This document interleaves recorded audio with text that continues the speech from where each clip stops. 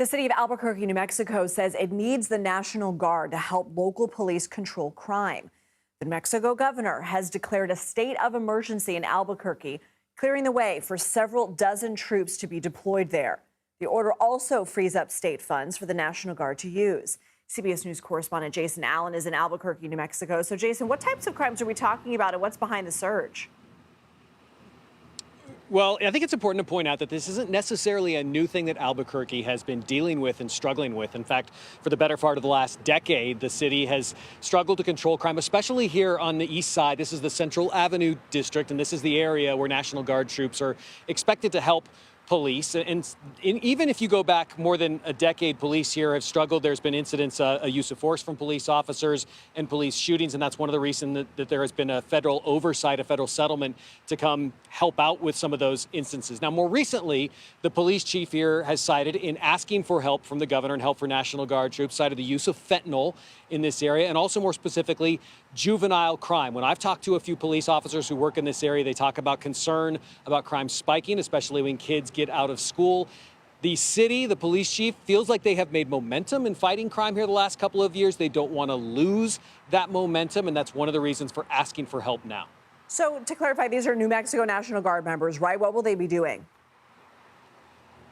Right. They are Guard members. However, we're told they're not going to look like Guard members when they're here. They're not going to be in fatigues, not going to be armed. They're not going to be driving military vehicles around the city. The intent instead is to have them help out with some of those things that take police officers time. Think directing traffic in an accident.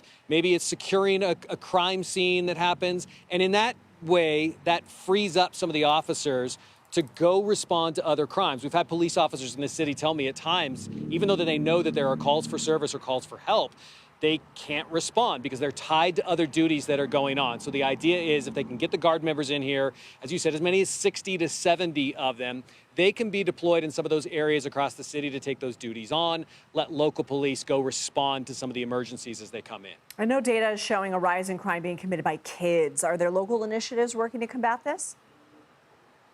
Yeah, there have been some local initiatives, and that is city, that is state, that is county. The city last summer reached out to kids and worked in the schools and got them to commit to, a peaceful summer and not getting in trouble. And they feel like that has been working to some degree. However, there has been a lot of criticism, especially coming off the last legislative session, that they could not get Republicans and Democrats to come together and find some useful solution to really address the juvenile crime process, right? On the one hand, people wanted to really have stronger enforcement and stronger penalties for some of these juvenile crimes. On the other side, they thought this needed to be dealt with in maybe a more behavioral type of way. And at the end, they didn't come to any agreement on how to handle that. The governor has also been critical of that lack of agreement. So it is something that the state as a whole feels that they still need to make progress on. Okay, Jason Allen, thank you.